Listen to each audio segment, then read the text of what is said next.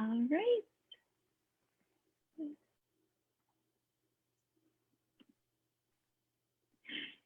Great. Welcome, everybody. Thanks for joining us on this final day of our book festival. So welcome to the 2020 Book Festival virtual edition. We are so happy to have you here, and it's nice to see that we've had such great attendance this week, and we thank you for your support. My name's Megan. I am a librarian at the Neenah Public Library. I'm also on the Fox Cities Book Festival Board and Authors Committee. Our mission at the Fox Cities Book Festival is to celebrate books to create an engaged community of readers. Each year, see if I can try again. No, it doesn't want to do that. There we go. Each year, the Fox Cities Book Festival partners with area libraries and hosts the Fox Cities Reads, selecting one book for the community to read, think, talk, listen, and grow together. Thank you to our Fox Cities Reads partners for this year, National Endowment for the Arts. The annual Fox Cities Book Festival is a week-long festival holding a variety of author events, workshops, panels, discussions, and more at local libraries and schools. But this year, of course, we had it virtually, and so we were able to kind of reimagine the book festival. The Fox Cities Book Festival events are all free and open to the public. We pride ourselves on connecting readers and writers with no barriers. This year, our Fox Cities Book Festival is dedicated in memory to Christopher Coons, a beloved Fox Cities Book Festival board member, author, and creative force in our community. Please join us tonight for our final event as we close out the festival at 6 o'clock to learn more about the life and published works of Christopher. We couldn't offer free events without our partners and community support from our community, from our local libraries and companies. We want to take a moment to acknowledge their support. And we encourage you to support your book festival. You can visit us on our website, on Facebook, share our events, attend our events, and make a donation if you can. We appreciate your continued support. Also, all of the authors you've seen at the book festival, you can go to our website and we have a bookshop.org link where you can purchase the titles. You'll support the authors, the book festival, and local bookstores. Please note that we do have a code of conduct during our virtual events. For all attendees who participate, we ask that any harassment or disrespectful behavior will not be tolerated. Failure to comply will result in removal from the virtual event. We want everyone's experience at the festival to be enjoyable and valuable. We appreciate your cooperation in this. And then, for the moment we've all been waiting for here, we have a fantastic presentation today with author Janie Chang. So I'm so excited to introduce her. I'm going to turn off my screen here, and then Janie will turn on hers. So I'll let you do that, Janie, whenever you can. Okay. Hi, everyone. Thanks for inviting me here. And I hope you'll find this a really good roll up the sleeves, hardworking kind of a presentation, especially for those of you who are interested in writing historical fiction. So we have a lot to get through, and I'm just going to share my screen and get started. Okay. So I write historical fiction, and I've written 3 books, and what I want to do is share with you some of the lessons that I've learned along the way. I think that for a lot of people, writing historical fiction seems to involve research, but you know, there's a lot more to it than just research. When you write historical fiction, yes, you love doing the research because you want to be as accurate as possible. But when it comes time to do the writing, how do you use all that research in an effective way? So for this workshop, I'm going to focus on a few of the most important lessons I've learned. So first of all, how absolutely factually accurate do you need to be? And how can you convey time and place? So that's what they call having like a very immersive kind of a reading environment, a sense of place. So, and there are three things that really, really help. And what are the most common and annoying mistakes that we make when we write historical fiction, and how do you avoid them? And then we'll end up with a Q&A. And from what I've been told, you need to type your questions in the comments. And at the end, we will have a moderator who will select some of these comments and pass them on to me verbally. And that's how we're going to run this presentation. So let's get started. So first of all, let's agree on what is a historical novel. The Historical Novel Society's working definition is that it's a historical novel is a book that's set 50 or more years in the past, and one in which the author is writing from research rather than from personal experience. So it's not memoir, okay?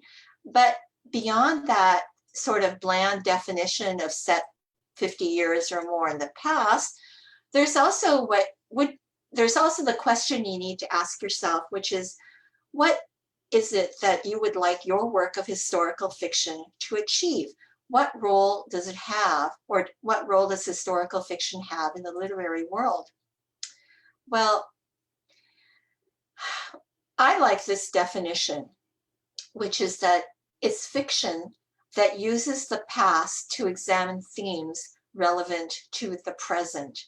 And for many of us right now, that's something especially powerful because in being able to shine a light on injustices of the past, because what we are doing is we're also pointing out that some of it is still happening right now.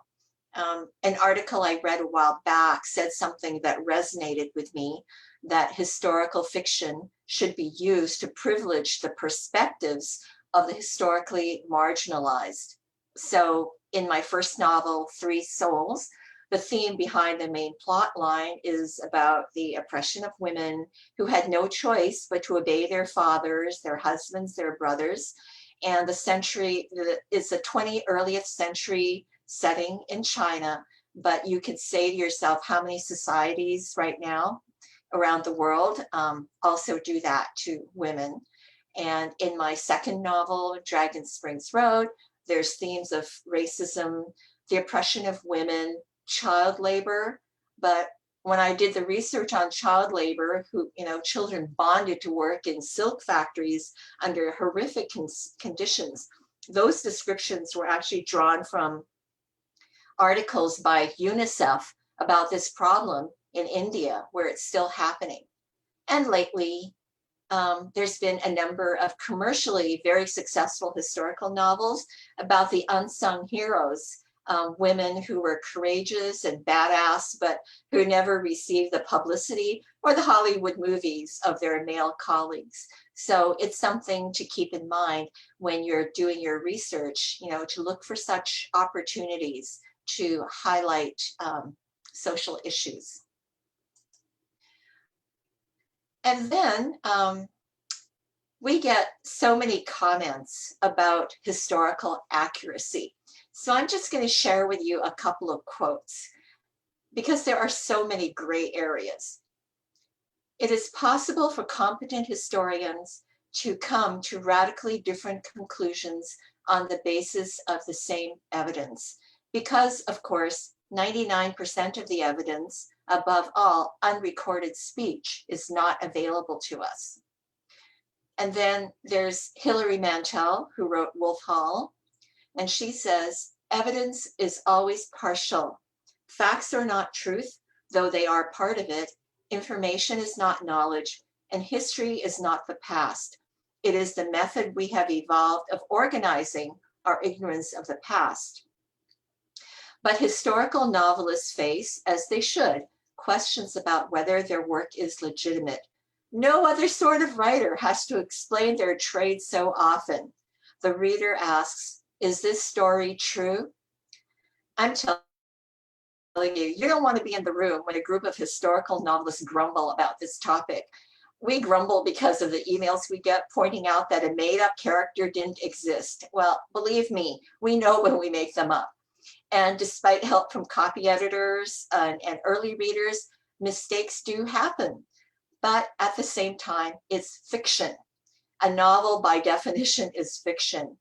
We don't have to follow facts, but we do because of our readers who read historical novels because they're history geeks or they just love being immersed in a different era.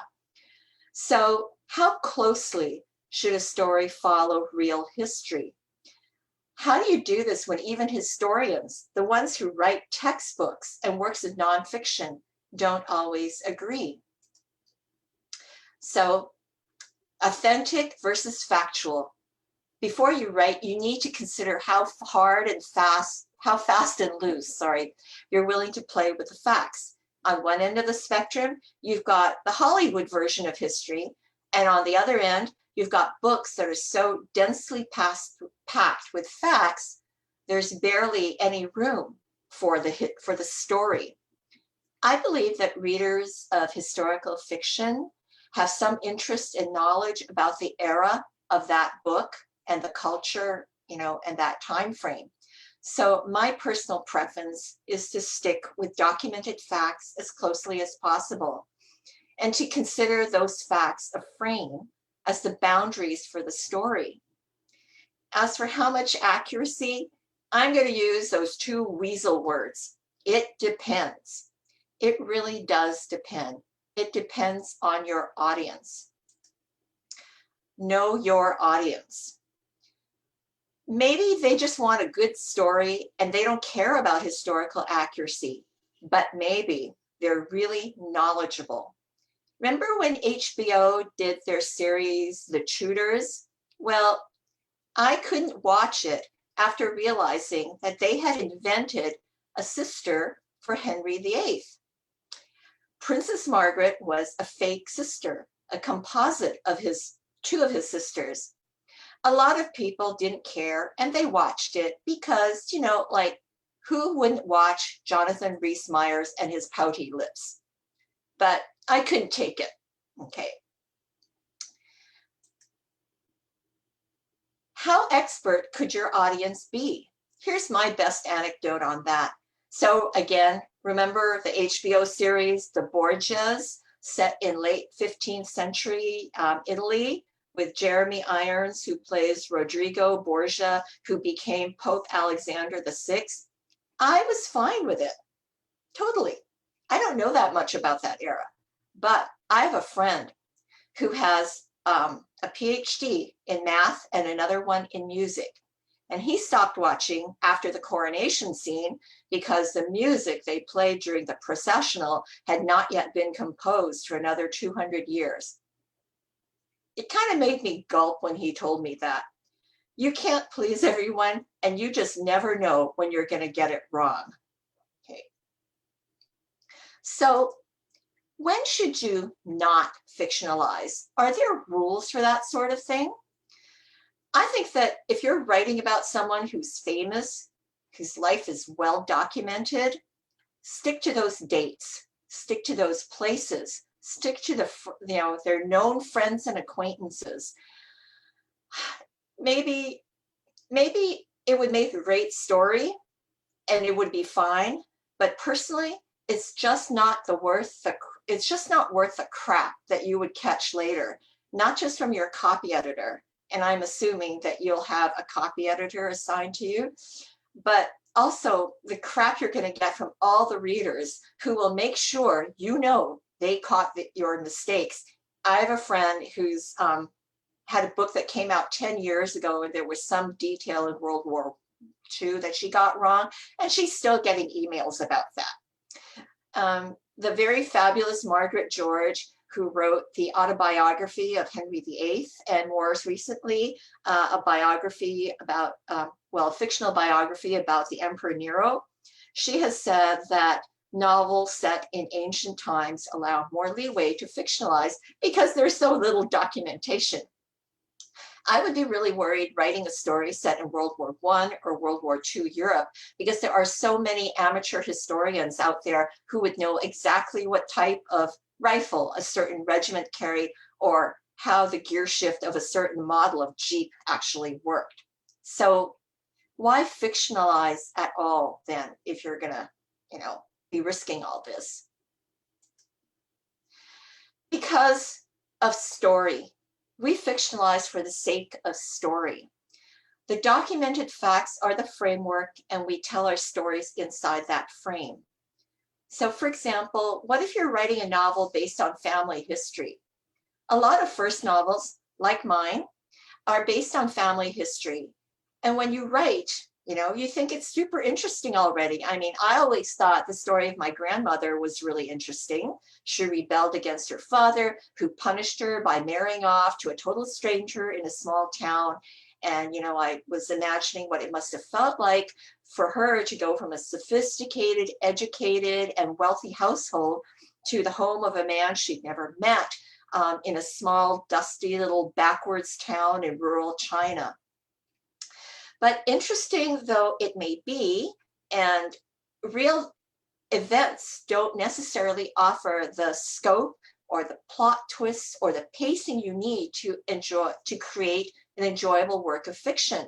So while my first novel was based on my grandmother's life, honestly, there just wasn't enough there to create an interesting with plots and subplots and major and minor characters. Like, what else could I do to get readers to feel the despair my grandmother must have felt?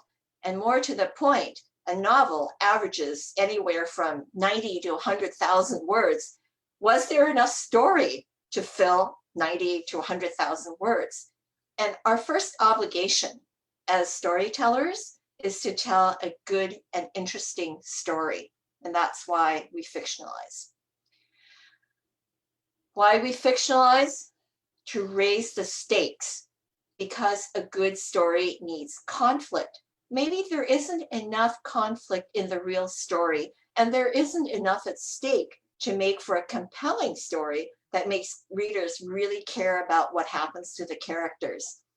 Even in a concentration camp, where you would think that just surviving would be hard enough, there are ways to raise the stakes with subplots and interesting characters and opposing motivations, and how survival, the need to survive, can bring out the best and the worst in people. So, when do you get to make stuff up? Well, it's easiest when the characters and locations are fictional to begin with. You get lots of leeway because it's fiction. They can do what they want, but only if it happens in a plausible way. I'm going to use Downton Abbey as a great example. There's no such place or family, but the characters, both upstairs and downstairs, are true to the sort of people who lived in the great homes of that era in England. It's a period piece, but it's also set in a time of transition where the institutions before World War I are giving away to new customs, new accepted modes of behavior. And we get to see how a variety of people of different classes and wealth and education handle those changes. So you get to make up stuff when the facts are undocumented or unverifiable, but plausible. In other words, who's to say it didn't happen? And that's the fun part of writing historical fiction, is that we get to play in the gray areas. So, gray areas. Is there a golden rule for when you can make it up? I consider this the golden rule. This is advice from Jennifer Robson. Her latest novel was The Gown. And Jen's rule is it feasible and is it plausible? So, for example, in her novel, Good Night from London, a young American named Ruby is working as a journalist in London during the Blitz. And there's a scene in the story where Eleanor Roosevelt comes to London and she gives Ruby an exclusive interview. Is it feasible? Does the time and the place work? Well, Eleanor Roosevelt really did go to London during the Second World War during the Blitz. So it's feasible in the timeline of the story, okay? Is it plausible? Given the circumstances and the people involved, is it reasonable that something like this could have happened? Well, Eleanor Roosevelt was known for being a strong proponent for women's rights. She would have been delighted to meet a fellow American, a young woman trying to make it in the tough world of journalism. So that particular scene was both feasible and plausible, even though it was fiction. Okay. Here's a very, very good word for all of us, and I hope I pronounce it properly. Verisimilitude. We're not aiming for 100% accuracy. After all, this is fiction. What we aim for is verisimilitude. It's where the lifelikeness or the believability of the work and the plausibility of this are permissible within the cultural and historical setting of the real world. What we want to do is avoid characters and descriptions and language that jar the reader out of the world of the book. Because what we want to achieve is an immersive experience. We want the people who read our historical novels to be swept away because they want to be swept away. They want to escape into that time and place.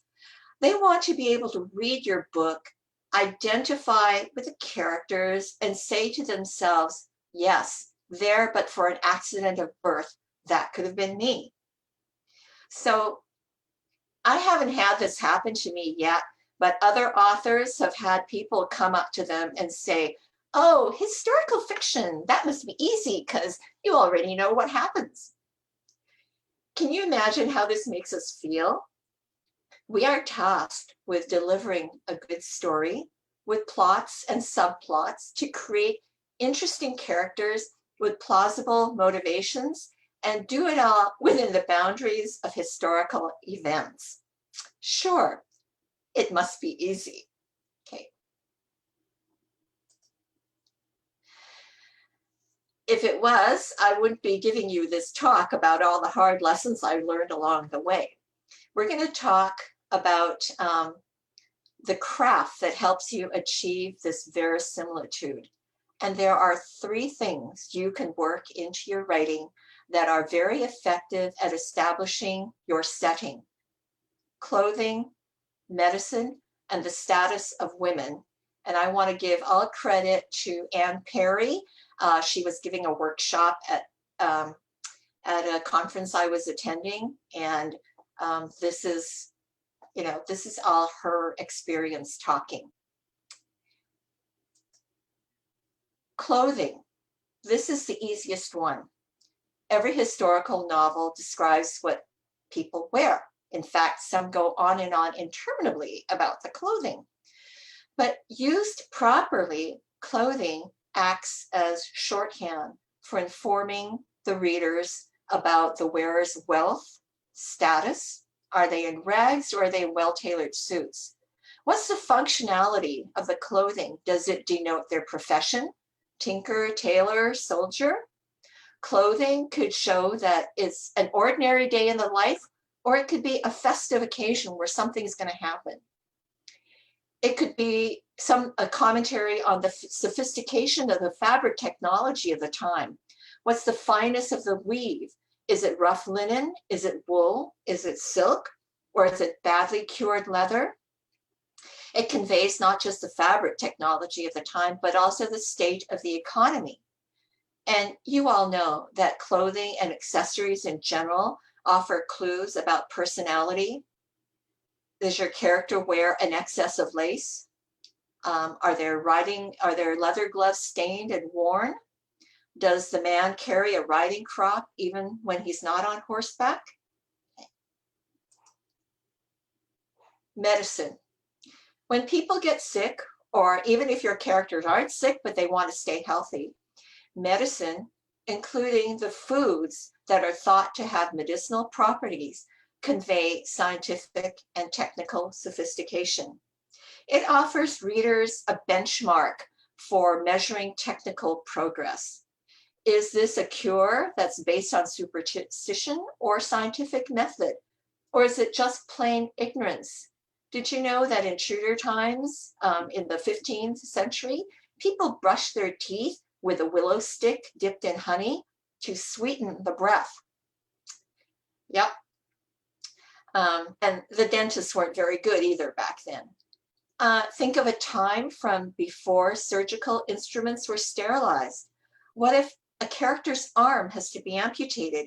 Or what if a child is scratched by a rusty nail? For modern readers, these dangers from lack of medical knowledge creates tension, creates concern for the characters, and it's something you can use. At one time, doctors were not a well-regarded profession. Some of them were, they started out as barbers who also applied, leeches. That was medieval Europe during the Dark Ages. But let's talk about benchmarks for scientific and technical knowledge.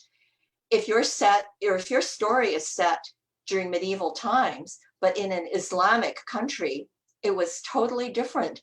The medieval Arabic world produced some of the greatest medical thinkers in history. They made advances in surgery, they built hospitals, and they welcomed women into the medical profession. Which leads us to the status of women. This conveys very profoundly how progressive and how far back the world of your book is. Generally speaking, the farther back in history, the fewer rights women had. There are exceptions. So, in Chinese history, during the 7th century, the Tang dynasty, Chinese women actually had more rights than they did 700 years later during the Ming dynasty. I should mention that during the Tang dynasty, the Empress Wu ruled the empire for a long time, and she made a lot of changes in law to bump up rights for women. And of course, it's not all the same situation across the board for all women. In 1900, some women went into service or they worked in factories, but if you were the daughter of a rich family, you weren't allowed to work. It was shameful, it was scandalous for women to work. It implies that your family couldn't take care of you. So by showing the rights, or perhaps the lack of rights common to all women of that era, as well as specific rights or obligations of the different classes, you build a picture of that world, which helps explain why your characters behave as they do. And I'll talk about this a little more later. Okay. So world building is a term you read about in speculative fiction. And I say that even though you're writing about documented history, you're also world building, because you need to provide information, whether it's about clothing, medicine, or the status of women, to create a world that readers may not know much about, or if they do, you need to evoke it vividly and immersively. So first, there's the timeline. History relies on dates for context, so you need to respect the timeline. And then there's the timeline of the real world versus the timeline of the story. What I like to do is set up an Excel spreadsheet with 3 columns. So dates in one column, and then key historical events, actual events, in the second column beside it, and then story events in the third.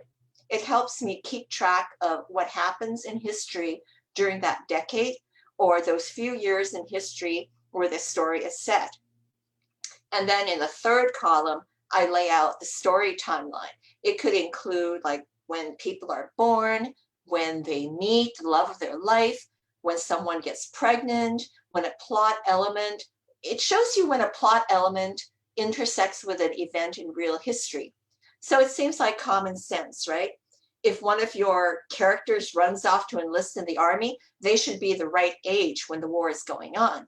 And if one of your characters gets pregnant, wow, do copy editors ever check the timelines for that? But also, if there's a major event in history, say the death of Queen Victoria, would your characters react? How are they impacted? Would they comment? Would they even know or care? Those are all opportunities to reveal more about your characters, opportunities to bring historical context into your story. Here are some tips for world building, okay? You need to invent plausibly, as I've mentioned before. Number 10 Downing Street is where the British Prime Minister lives, so you can't make that up. And Bletchley Park is where the code breakers live and worked during World War II.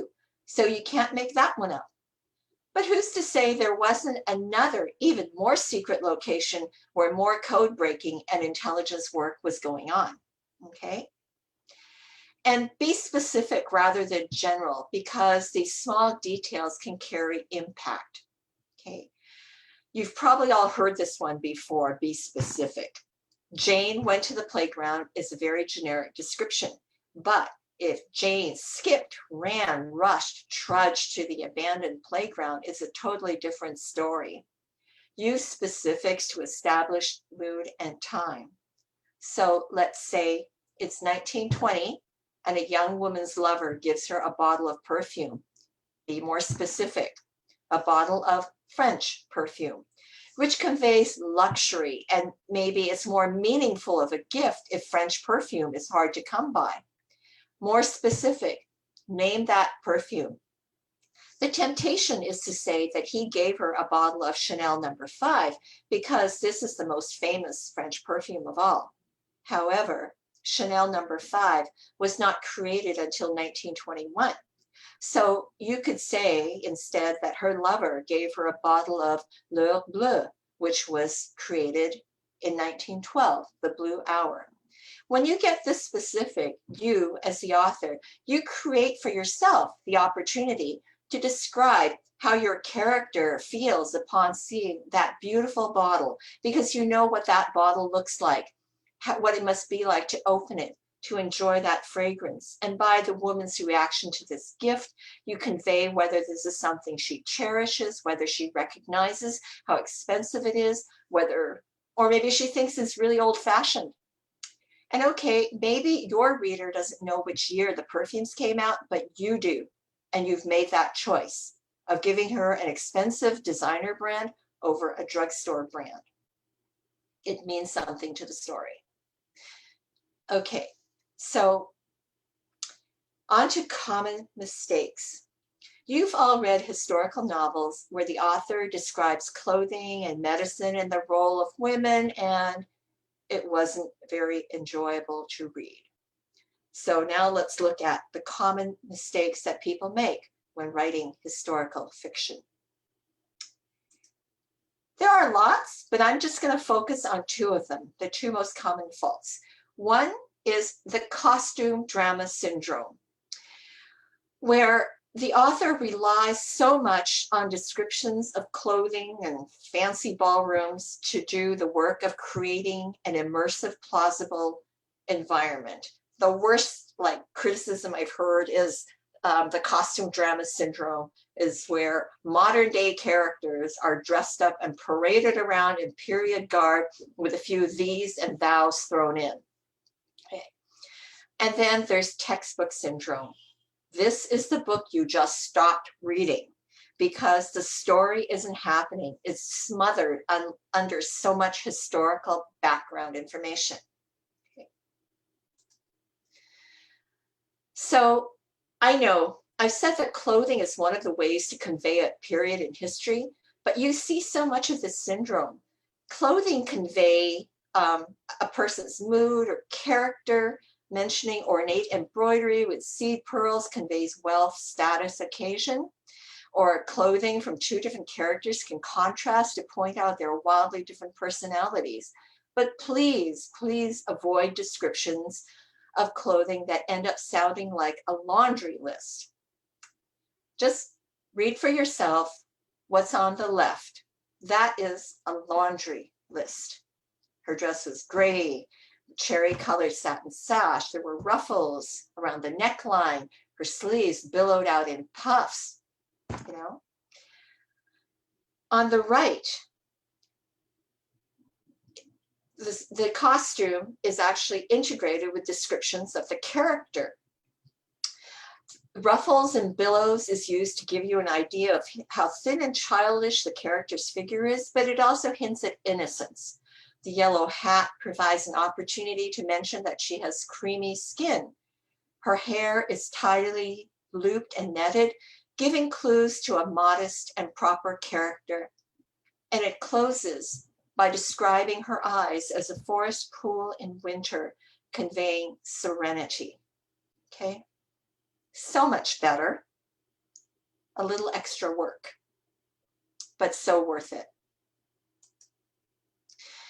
What we want is to integrate history into story, because history isn't just facts and dates, it's social change, and you as authors need to build characters whose words and actions and motivations reflect their environment, whether it's economic standing, education, political beliefs, and the impact of historical events on them.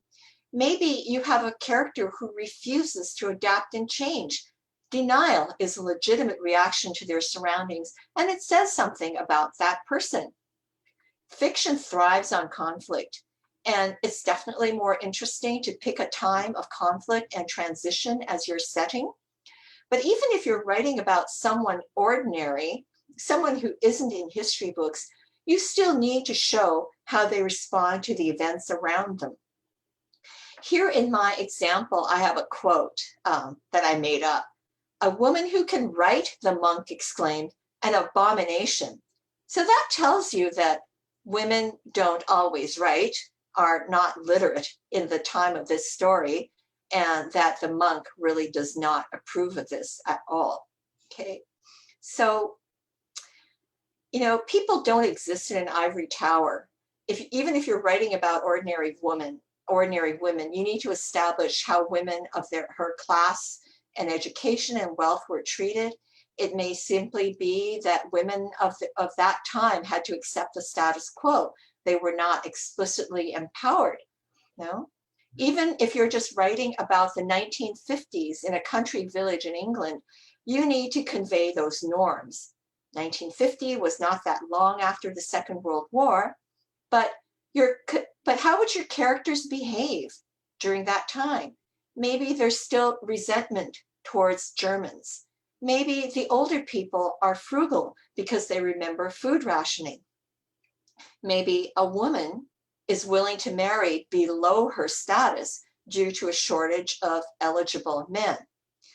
Maybe having tasted financial independence working in a factory, a woman with a job might find herself reluctant to give it up.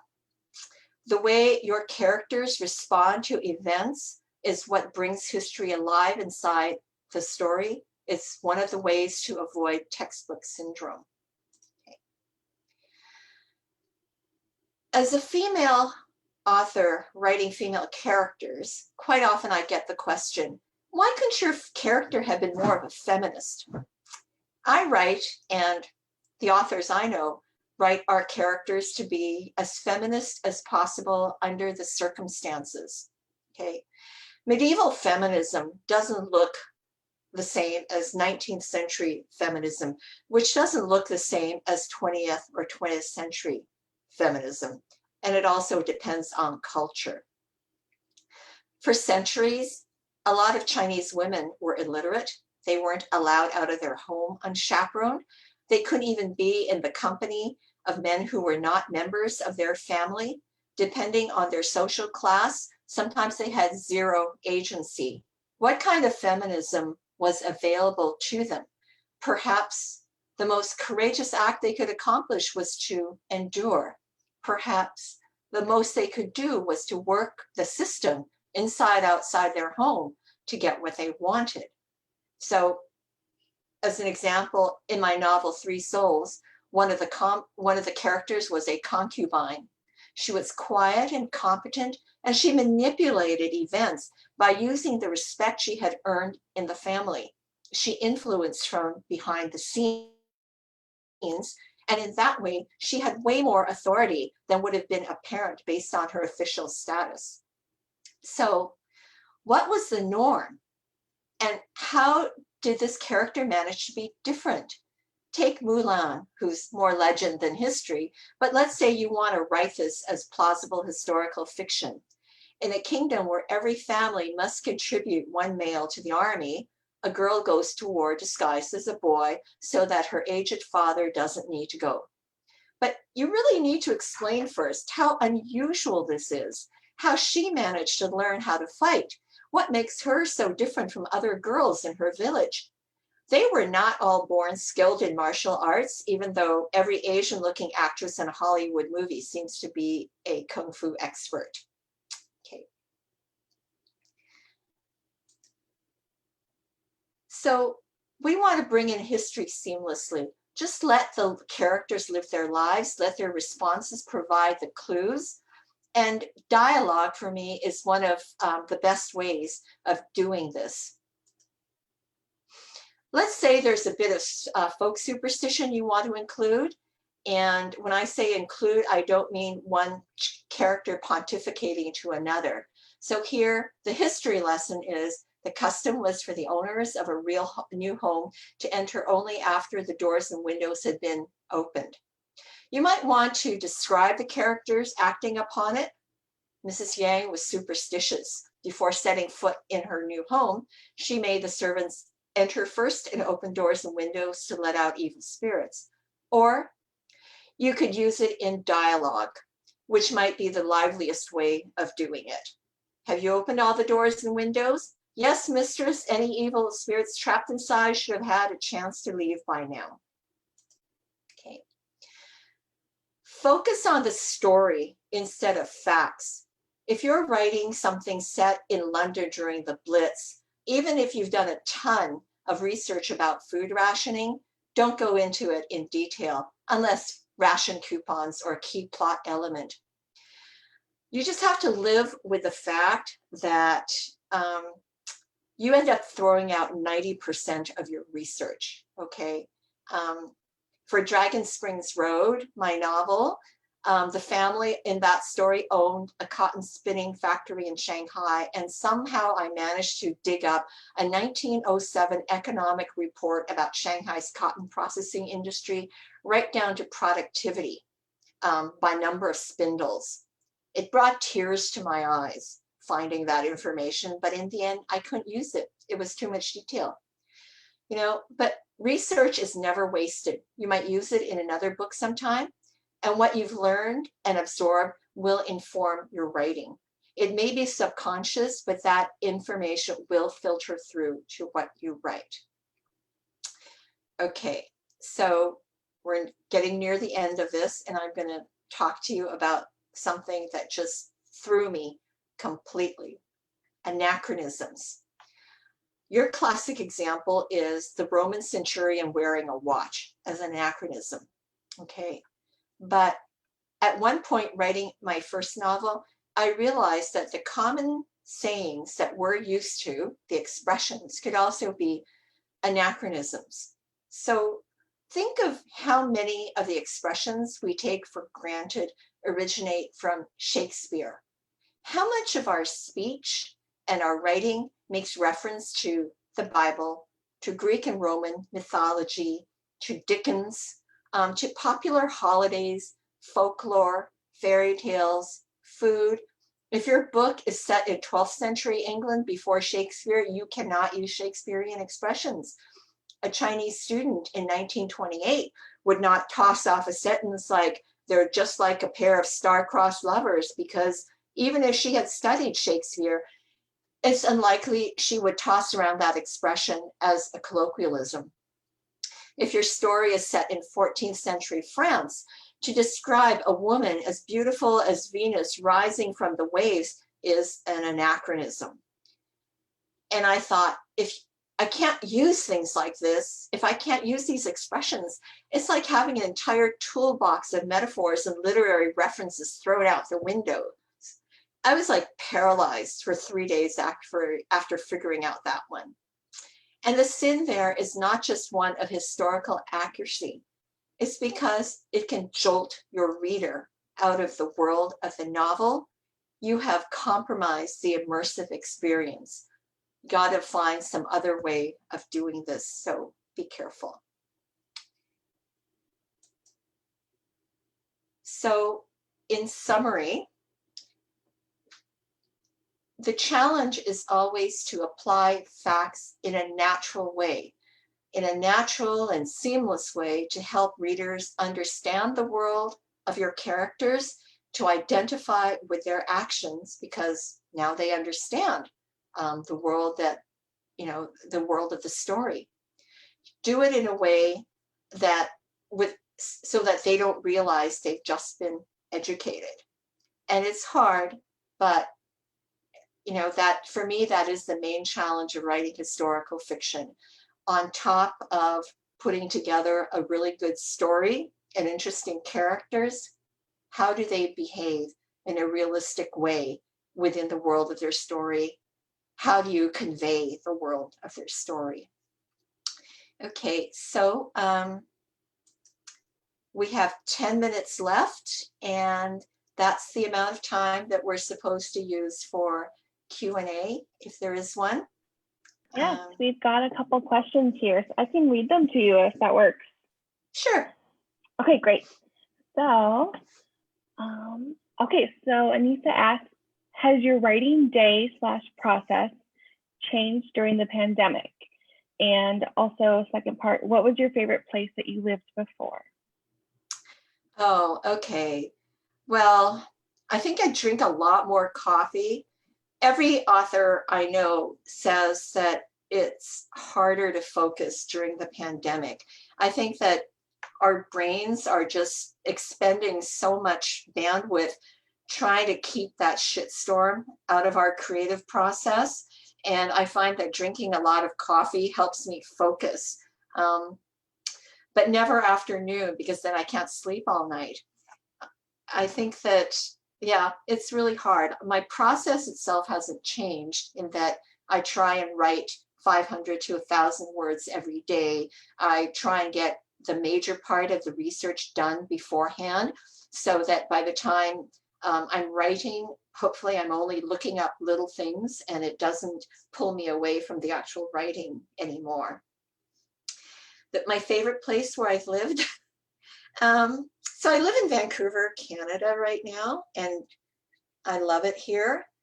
I think it's because I've lived in so many different places. I think I know Anissa who asked the question. My dad used to work for the United Nations, so we lived in a lot of different places. And every 2 or 3 years, I change schools and have to make new friends. So it really means a lot to me to live in one place for like 30 years and to say that I've known people for 30 years. That means a lot to me. So I love Vancouver the most. Great, thank you. And then also a question from Anissa again. She wrote, love your books and love the family connection. And she asked, what are you working on now? Oh, so I'll tell you if you promise not to tell anyone else. I'm trying to get my manuscript done really on a really tight deadline. And that kind of goes back to the question of process, is that to help focus, I set a very aggressive timeline for myself because I work better under pressure. So I figure if I'm really scared and stressed, I will focus better.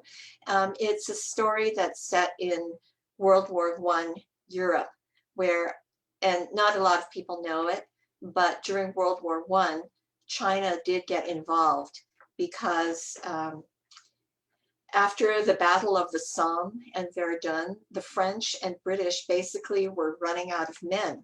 So they still needed labor to keep the machinery of war going. to dig the trenches and to load and unload ammunition and equipment and fuel and everything, and fix the railroads that were getting bombed all the time. So they hired 140,000 Chinese workers to go to Europe and to do this work. Yeah. So it's not a very well-known era in history. It's only been in the last 10 years that a lot of this has come out, that both France and Britain brought in workers, not just from China, but from the colonies, because there was colonial India and Vietnam and Malaysia, known as Indochina in those days, and Morocco, because they had colonies in the Middle East. And these people are just now starting to be recognized for their contributions to the war, even though they weren't necessarily soldiers. Interesting. All right, we've got a couple more here, so let's keep going. So Eric asks, can you say a few words about POV and voice? Are there any kinds of POV and voice that you find particularly limiting or anchoring for a historical novel? And then, or anything that really does work? Well, I find first person to be the easiest to work with. I think when you are just starting to write, first person probably comes most naturally. And what happened was that in my third novel, The Library of Legends, because it was set during a time of war, the scope was so much bigger and different perspectives. I just felt that a first person did not bring in enough perspective. So that was my first time writing in third person, because I wanted the experience of these students who were fleeing the war. I wanted the experience of soldiers. I wanted to see what other people were seeing, and a number of different perspectives, as in, political beliefs, for example, or indignation or patriotism, whatever. And that was when first person became too limiting to do it realistically, because, how, especially since my main character was like a 20-year-old student, a 19-year-old student, how much experience, what kind of a view of the world could she bring to that story? Okay. So yes, I think the story for me, it's the narrative that makes that decision of what point of view do you use. Thank you. Okay, and then we've got a question from Kelly. So Kelly asks, in Library of Legends, you incorporated a lot of folklore. Do you see yourself writing a fantasy novel that focuses more on those magical elements? Oh, I think of myself as being a historical novelist, and I just don't know what happens. Sometimes these supernatural beings just kind of nose their way into the story. And in the Library of Legends, it was very much the true story of a library that a university saved, carried with them on their exodus to safety. And it was just such a great metaphor for, culture and history and knowledge and stories, the stories that define who we are as a culture being saved. So no, I don't really see myself writing fantasy, even though a lot of fantastical elements seem to find their way into my books. I think it's because my dad's family has a really long recorded history, and he was always telling me stories about my ancestors. And I had an ancestor who walked through a doorway to the land of immortals, and he became an immortal. And he also saw a dragon, and I had another ancestor who saw a ghost dancing across the roof of a house, So I think that kind of influence just sort of ends up you know, being in my novel, even though I try really hard to keep them totally a straight historical fiction. I keep promising my editors, and it never happens. Straight historical fiction. So. Okay, and then Denise, she wrote, your talk really helped me as a reader of historical fiction. And then her question is, what period in time would you like to write about next? So I think I answered that with World War I. But it's never really time. It's also time and place, right? Because the world can be a totally different place. Can be a totally different level of progression and social norms, depending on where you are. I think that progress, more liberal attitudes, they don't sweep across the country or a culture in sort of this one unbroken wave. I think it sort of happens in pockets, depending on the level of education and wealth of a family and where they live. So I think what I look for are times of conflict, times of transition, because that's when the most interesting things happen. And the most interesting things can happen to your characters as they try to negotiate that brave new world. See, there again, I just used something that could be an anachronism, Brave New World. Either you're referring to the work of science fiction or Brave New World from The Tempest by Shakespeare. So if you used it, if a character who would not know that expression used it in your book, you would just be ruining things. Thank you. Okay, well, that's all. Come back on. That's all the questions we have. Great. We've got any more here, but thank you. That was fantastic. There's a lot of. And I stayed within the 1 hour. Yeah. Okay. But thank you so much. So everyone, if you want to go to bookshop.org on our festival site, you can get Janie's books. And we'll look forward to keeping up with what you've got coming next. Do you have a website we can follow you at? I see you have your website online, right? Yes, janiechang.com. And I've actually got some extra bonus materials there. Like I've got a picture gallery, so you can try to visualize the world of the novel. And there's some stuff that I had to cut out of the book while I was editing. So I've included those, you know, and it might be interesting to people as well. But thank you so much for inviting me. What a great experience. Thank you so much. Yes, we're so happy to have you participate. Thank you for your time, and I hope you have a good rest of the day. And thank you to everyone for attending. Yes, thank you everyone for being here. Thank you so much. Bye.